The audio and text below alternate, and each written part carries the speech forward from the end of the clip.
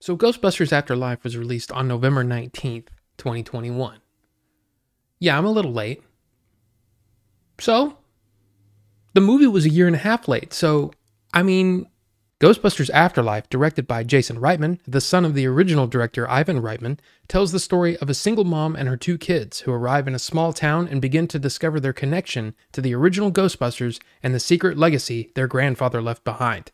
The movie stars Carrie Coon, Paul Rudd, Finn Wolfhard, McKenna Grace, Logan Kim, and Celeste O'Connor. Now, the one thing I want to mention before we get started with anything, I'm going to be talking spoilers, eventually, but I'll warn you with plenty of warning when we get there.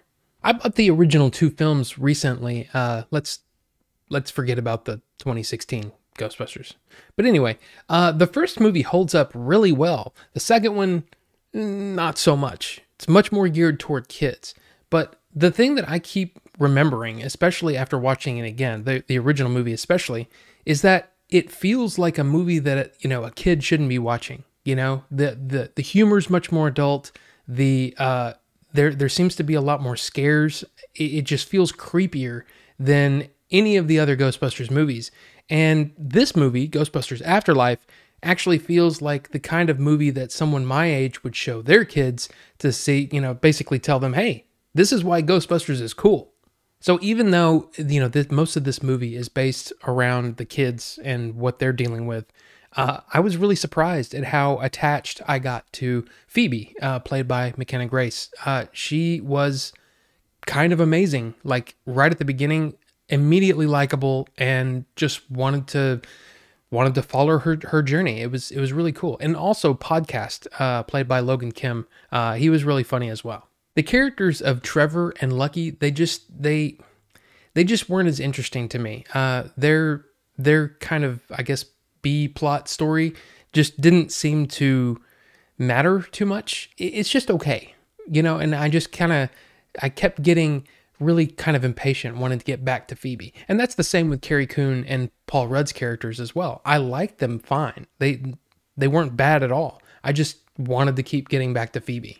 As far as the technical stuff, everything looked great, sounded great. Elmer Bernstein's musical cues being used in the score was definitely welcome and very well done. It wasn't just like, hey, let's play this theme here. No, it seemed to fit with the theme of the scene that was going on. So that was I really appreciated that. And the sound design was really, really good. In fact, it's something that actually Game Dave brought up over on his channel, but he said yeah, the proton packs sounded dangerous, and that is absolutely true. It's something that I thought in the theater, and it was really, really cool. Even though I was really, like I said, invested in Phoebe's story about figuring out all of these clues that her grandfather left behind, when Trevor is working on the Ecto-1 and gets it running, for some reason, it just, it's like the power of nostalgia, right? I loved the sound of the Ecto-1, the siren of the Ecto-1. I got tears in my eyes just watching that. And yeah, that's pretty powerful. Of course, toward the end of the movie, the tears came then as well. But yeah, we'll talk more about that in detail when we get to the spoiler section. I think my biggest single issue with the movie is that it feels a little slow to me. Almost like there are some shots, right? Like just a single shot where it feels like there's some fat on the beginning and end of that shot, where it feels like the editing could have been tightened up and maybe just made the feeling a little, I guess the whole movie just feel more energetic. And yeah, that was weird to me. I just felt that slowness in the middle of the movie there. And unfortunately, the story kind of treads on familiar story beats from the originals. Don't want to go into details, but it's almost to a point where, since I had just watched the original movies, a few weeks before, it was kind of like, okay, let's get on with what you've got to tell me. Not showing me the things that happened before and how they play into just get on with it. You know what I mean? Although I will say that I love lore, right? I love world building, and in this world where the Ghostbusters exist, I enjoyed the depth, all of the all of the things that they added to flesh out that world, including all of the investigation about where all these disturbances were coming from. I really, really enjoyed that. One more thing, I don't know if this is a bad thing or a good thing, but I don't remember ever having a bunch of jump scares in any of the other Ghostbusters movies, but this one had a bunch of them. I mean, like, to the point where it was like, wow, that's a lot of jump scares. I don't know, it was kind of strange. Now, as I said, the story really focuses in on the family, right? And how they're dealing with everything they're dealing with, trying to figure out what's going on, how their grandfather was involved, all of those things.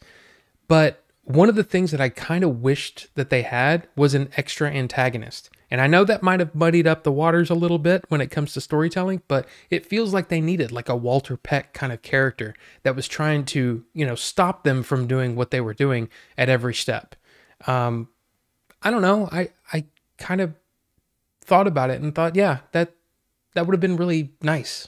So overall, while the movie has a lot of nostalgia, I mean, especially if you're a fan of the original two movies, there's a lot. There's a lot of nostalgia there. There's a lot of visual cues. Of course, the musical cues that I mentioned earlier. There's a lot, but I really enjoyed it. I still think that it's probably the best movie, the best Ghostbusters since the original. I think that says a lot. So I'm going to give it 3 stars. So here's where we get into spoiler territory. And I like I said, I always say that there's people that just don't care about story beats and feelings like that. But you know what? For me, spoilers are a big thing. I don't want to know the whole story before I go in there. So if you haven't seen the movie, that's your warning.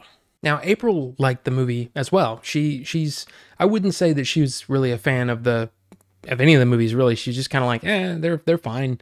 I think she's seen the first one once, okay? So it worked for her. But one of the things that she said was so genius that I can't believe no one's mentioned it before. And she said that it's like they took notes from The Force Awakens. And I was like, wow, that is genius. Because think about it. You take one of the main legacy characters, you kind of break them down and make them seem like a loser or whatever. And then over the course of the movie, you get to learn, okay, this is why they did the thing they did. Even on top of the idea of retreading the original movie, right? Almost making a carbon copy of it. And it's really kind of interesting. I mean, we had the Terror Dogs, we had Gozer, we had the Gatekeeper and the Keymaster, we had all of those things. And I mean, it's kind of like the Stay Puft Marshmallow Man, even though they were nice and tiny and cute. It was still, one of those things where it's just like, I can't believe no one's thought of that. The arrival of the original Ghostbusters was really, really cool to see. I mean, it was neat. It was kind of one of those things that makes you go, oh, that's really cool.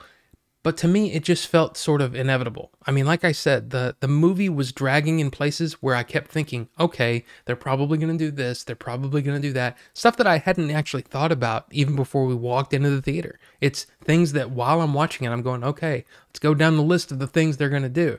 And also, I might be the only one that thinks this, but I feel like Bill Murray's performance in the original Ghostbusters is the gold standard, right?